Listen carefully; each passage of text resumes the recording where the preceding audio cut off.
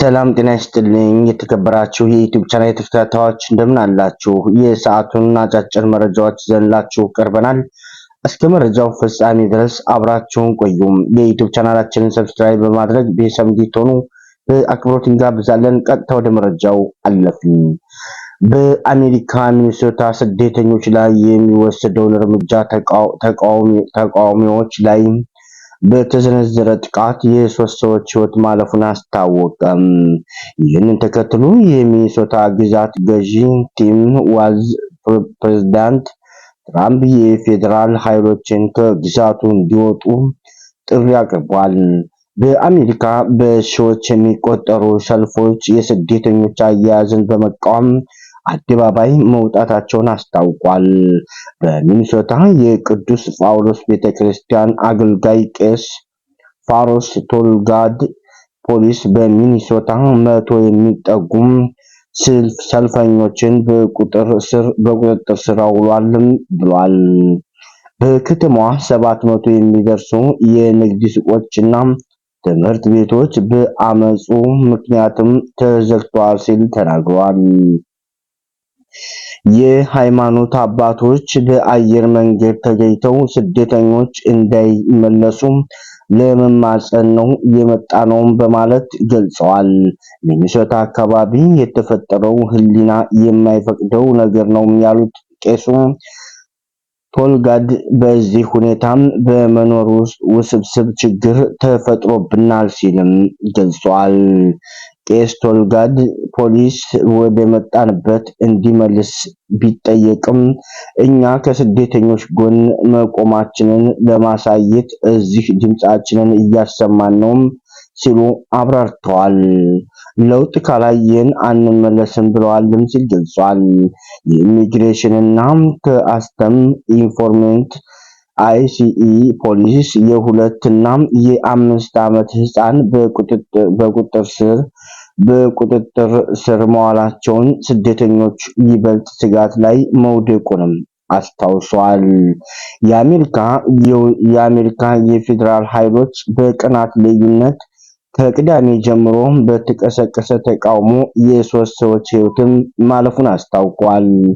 ሚኒሶታ ውስጥ የምትገኘው የሚኒያፖሊስ ከተማም ነዋሪዎች እና አመራሮች ከፌዴራል የጸጥታ አካላት ጋር ግጭት ውስጥ ገብተዋል ተብሏል።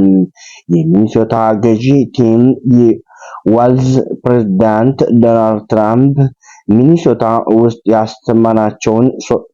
የሰማናቸውን 3000 ያልሰለጠኑ ኃይሎችን እንዲሰለጥኑም ጠይቀዋል። ቅዳሜ ዕለት ከፌዴራል ኃይል በተኮሰ ጥይትም የተገደሉት አሌክስ ፕሪስ የተባለ ግለሰብ የጽኑ ሕክምና ክፍል ነርስ እንደነበረም ተገልጿል። የሚኒሶታ ፖሊስም ከተማ ነዋሪዎች የ3 ዓመቱን አሜሪካዊ ግድያ በመቃወም ሰልፍ ወጥተዋል ሲልም አብራርቷል። ሰልፈኞቹ መጀመሪያ ላይ ከጸጥታ ኃይሎች ጋር ተጋጭተው የነበረ ቢሆንም ኋላ ባደረጉት ተቃውሞዎችም ግን ሰላማዊ የሆነ ቀጥሏል ሲልም አብራርቷል። ነዋሪዎቹ ከሰልፍና ተቃውሞ በተጨማሪ መንገዶች ላይ ሟቾችን ግለሰቦች የሚዘክር መታሰቢያዎችን እያኖሩ መሆናቸውን አስታውቋል። በሌላ ዜናም 30 ኢትዮጵያውያን ስደተኞች በዛምቢያ መያዛቸው ተገለጸ። 30 ኢትዮጵያውያን በትናንትናው ዕለት ምሽት በምስራቃዊ ዛምቢያ ኒሞባ ግዛት በህገወጥ መንገድ ለመግባት ሲሞክሩ በቁጥጥር ስር ውለዋል ተብሏል። ኢትዮጵያውያኑ ወደ ዛምቢያ በሲፓታ ከተማ አምቡላንስ ተሳፍረው ለመግባት ሲሞክሩ መያዛቸውን ተገልጿል።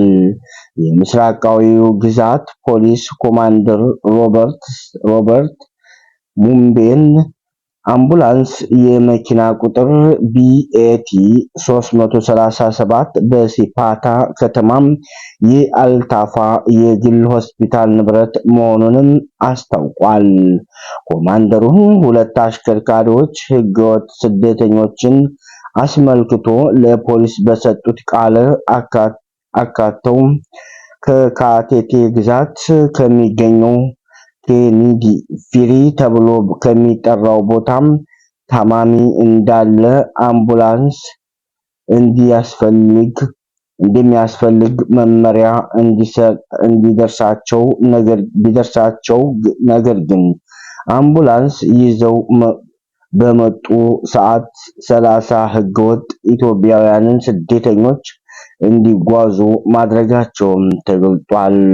ኮማንደሩ ህገወጥ ስደተኞችን በቁጥጥር ስር የዋሉት የካቶሎ ፍተሻ ጣቢያ ደህንነት ባለስልጣናት ለሚምቦ ፖሊስ ጣቢያ ስለ ህገወጥ ስደተኞች መረጃ እንዲሰጡም አስረድተዋል።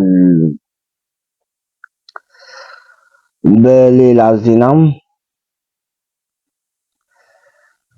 በእስር ላይ የሚገኙት ጀነራል ጉሽ ገብሬ ፍርድ ቤት አለመቅረባቸውን ቤተሰቦቻቸው አስታውቀዋል።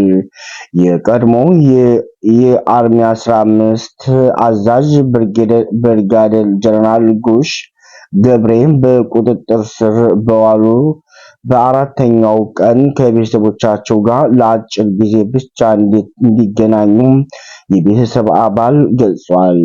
ጀነራሉ ፍርድ ቤት ቀርበዋል በሚል እየተሰራጨ ያለውን ዘገባ ውድቅ ያደረጉት ቤተሰብ አባሉ እስካሁን በዳኛ ፊት አልቀረቡም፣ እንዲሁም ከጠበቃ ጋርም አልተገናኙም ሲሉ አስታውቀዋል። ጀነራል ጉሽ ወንድም አቶ ይብራህ ገብሬ ጀነራል ጉሽ ፍርድ ቤት እንዳልቀረቡ ለቤተሰቦቻቸው ተናግረዋል። አቶ ይብራህ አክለውም ሁለት ግለሰቦች ጀነራሉ ወደታሰሩበት ቦታ መጥተው ዳኛና አቃቢ ሕግ መሆናቸውን በመግለጽ ራሳቸውን ካስተዋወቁ በኋላ መሄዳቸውን ጠቅሰው ችሎት አለመቅረባቸውን አስረድተዋል። ጀነራሉ ቤተሰቦች ማክሰኞ ዕለት ያደረጉት ጉብኝት የተገደበና በመገናኛ ብዙሃን በተሳሳተ መልኩም የቀረበ ነው ሲሉም ጀነራሉ ወንድም ከሰዋል። አቶ ይብራህ ዛሬ እንዳንገናኝ